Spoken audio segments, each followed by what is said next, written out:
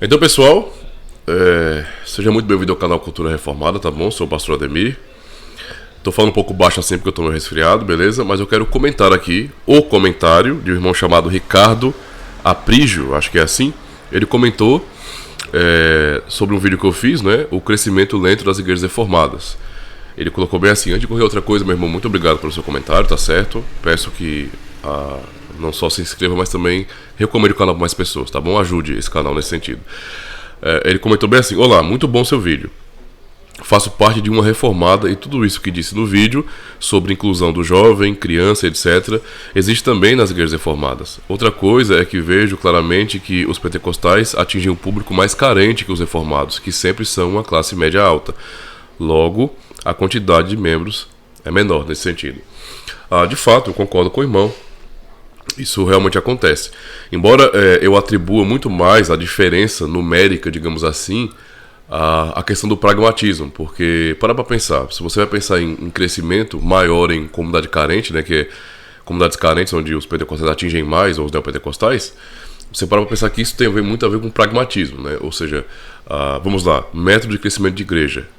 O objetivo é termos uma comunidade em cada lugar, não importa onde. Então existe isso, né? Eu digo isso porque eu não sou um pastor reformado desde sempre. Eu comecei como um pastor pentecostal. Eu fui criado num ambiente assim, mais carismático, evangelical e tudo. E o que acontece?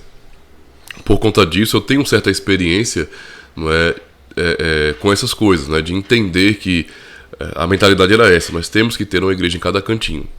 Muitas vezes a preocupação não era que o evangelho tem que ser pregado, não. O objetivo é que tenhamos igreja em qualquer canto, né? Você vai pensar aí nessas igrejas neopentecostais, eles não estão preocupados em que o evangelho seja pregado, eles estão preocupados em arrecadar, né? O que eles querem é dinheiro. Então, quanto mais comunidades, melhor. Mas uma comunidade carente não tem condições de dar uma boa renda, né? Com ofertas para igrejas neopentecostais. Olha, as pessoas, eu falo por experiência própria, as pessoas fazem sacrifícios, loucos em nome, daquilo que está sendo pregado para elas. Acredite, por mais que sejam pobres, as pessoas doam salários, vendem coisas que têm, passam necessidade, porque abraçam com muita convicção as mentiras, que esses líderes charlatões falam, Então, a situação da comunidade carente não inibe, a ação pragmática dessas comunidades, certo? Mas, por um lado, nós temos que admitir que as igrejas reformadas, elas estão muito mais a partir de uma classe média alta, como você fala, por conta da organização, É só você analisar bem. É muito mais fácil para uma pessoa que não está buscando realmente o evangelho, ficar numa igreja pentecostal, numa igreja neopentecostal. É muito mais fácil, numa igreja mais inclusiva, se é que você me entende. É muito mais fácil, porque tem menos regras. Tem muitos bônus, digamos assim, mas pouco ônus quando fala disso. Ou seja, você não tem tanta responsabilidade, tantos compromissos, tanta ética ou tantas regras, digamos assim, e tanta organização, mas você tem muita e muita oportunidade, tá? Então para pensar, comunidade carente, e aí que eu identifico o pragmatismo deles, Comunidade carente, como o próprio nome diz, periferia, favela, comunidade carente, é um lugar, onde você vê carência, um certo descaso social, abandono por parte de governantes. Isso acontece demais. Eu fui criado na periferia, uma favela, eu sei muito bem como que é. Lá você tem acesso à internet, você tem acesso à televisão e você meio que fica iludido com aquele mundo que você vê na televisão, sabe? Você fica desejando ser algo a mais. E muitas pessoas acabam, por curiosidade, querendo, por exemplo, ser alguém, querendo ser como artista da televisão, querendo cantar, querendo fazer alguma coisa de relevante. Porque em algum momento, por você ver naquela situação de miséria, dá a impressão de que eu não tenho relevância nenhuma neste mundo, Então, é o cenário perfeito, para quem quer arrebanhar a gente, Tem muitas pessoas ali seguindo, porque você vai vender esperança para as pessoas. Por exemplo, o pessoal que trabalha com obras sociais, principalmente quando são pessoas que têm viés políticos de esquerda, né, eu digo assim, marxistas, né, eles se aproveitam disso, eles realmente exploram a dor das pessoas, exploram essa fraqueza para conduzir as pessoas. Não é? Mas pegando no exemplo mais da questão do cristianismo, né, muitas vezes esse pragmatismo se mostra aí, porque, poxa, você tem um ambiente onde há tantas pessoas que estão se sentindo meio sem propósito, que a vida é aquela situação mesmo, não é? E que ninguém as enxerga e elas sabem disso. E quando chega uma comunidade evangélica que é mais inclusiva nesse sentido, ou seja, que não tem tantas regras ou propósitos, ou não é tão organizada assim, essas comunidades são aquela grande porta de esperança para aquelas pessoas. Não por causa do evangelho, não por causa de Cristo, mas porque ali as pessoas vão ter a oportunidade de serem alguém. Elas vão poder cantar, mostrar seus talentos. Alguns querem poder falar em público, ali é a oportunidade. Entende? Então você não tem uma preocupação. Quando você olha para igrejas reformadas, você percebe que a exigência é muito maior. Não é? Por quê? Porque a igreja é organizada, ela tem propósito, você precisa aprender as doutrinas. Eu vou fazer uma comparação para o irmão, para você perceber como que é difícil. Não é? Você tem uma comunicação maior com comunidades carentes para as igrejas reformadas. Quem fica realmente na igreja reformada, não é, vindo mesmo uma comunidade carente, vai ficar porque realmente quer o evangelho, quer Cristo. Não vai ter outras razões para ficar, porque não tem vantagem, a realidade é essa. Por que ser membro de uma igreja reformada quando eu só quero ter oportunidade para fazer alguma coisa diferente e me sentir relevante? Não faz sentido, não vale a pena, na verdade. É um investimento ruim, digamos assim. Não é porque você não vai ter isso lá. Então não tem vantagem nesse sentido. Então o que acontece? Fazendo uma comparação básica aqui. O cara vai para uma igreja pentecostal, neopentecostal, uma dessas igrejas evangélicas, e quando você chega lá, você não tem que... Não existe uma exigência com relação a, por exemplo, tempo de igreja, conhecimento das escrituras sagradas, treinamento em seminário, treinamento teológico. Não. Mas mesmo assim, facilmente você consegue oportunidade para cantar, para ler um versículo, para fazer orações, para pregar. Olha só, para pregar, eu vivi isso, né? Eu vivi isso. Eu lembro que com poucos meses, bem assim, menos de 6 meses numa comunidade que eu comecei a frequentar, eu já tinha a oportunidade de poder pregar.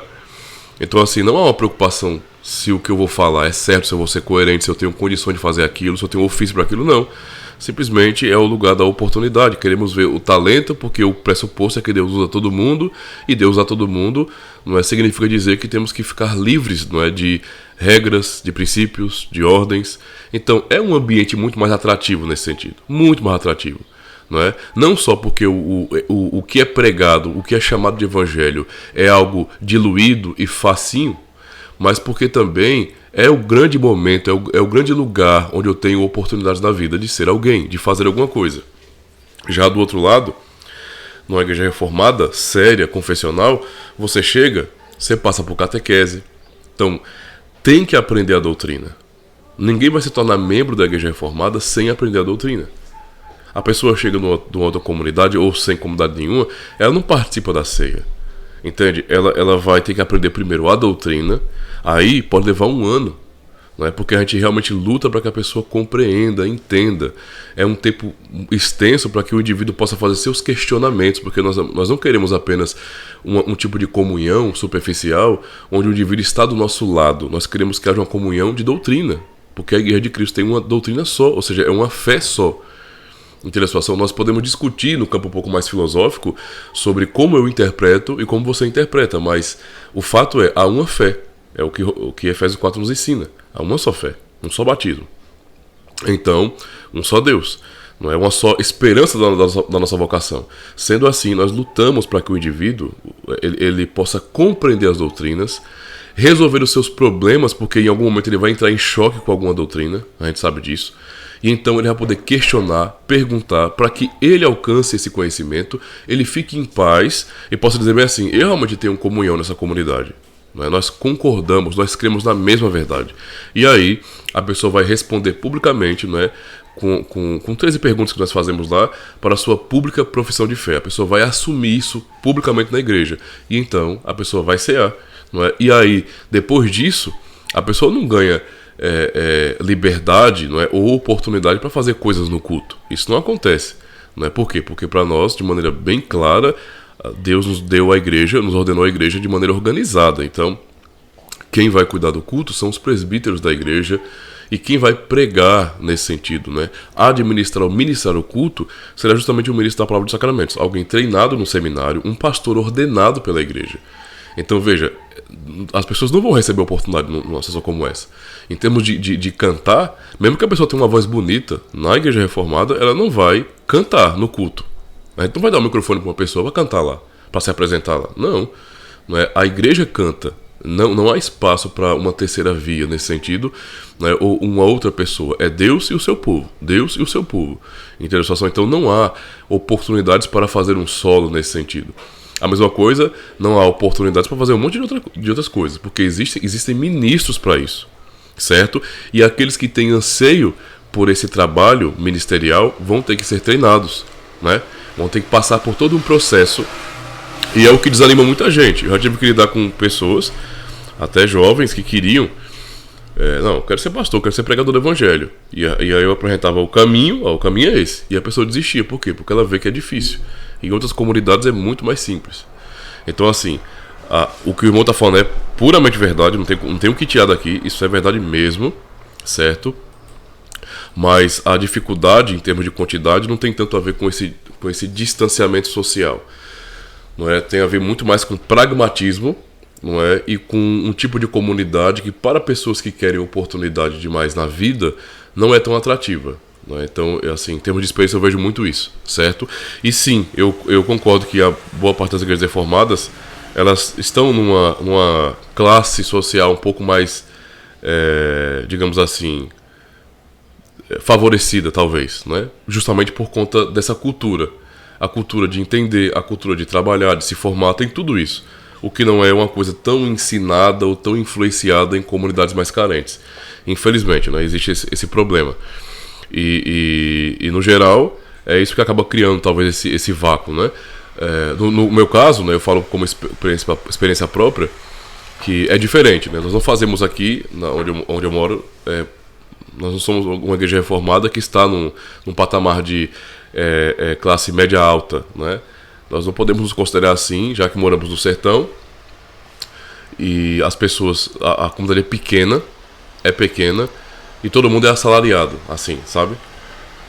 Não tem ninguém com destaque maior, com super emprego, não tem nada disso aí, é só uma comunidade simples de pessoas que trabalham e acabou. Então não dá para poder dizer que a gente está numa classe melhor, tanto é que a gente não tem disponibilidade para poder escolher, por exemplo, um bom prédio, numa rua boa, não tem isso, né? A gente pega o que tem pela frente, entende a situação pela condição realmente, certo? Mas eu sei que talvez não seja a maioria do caso das igrejas reformadas, tá bom? Presbiterianos e tudo mais, beleza?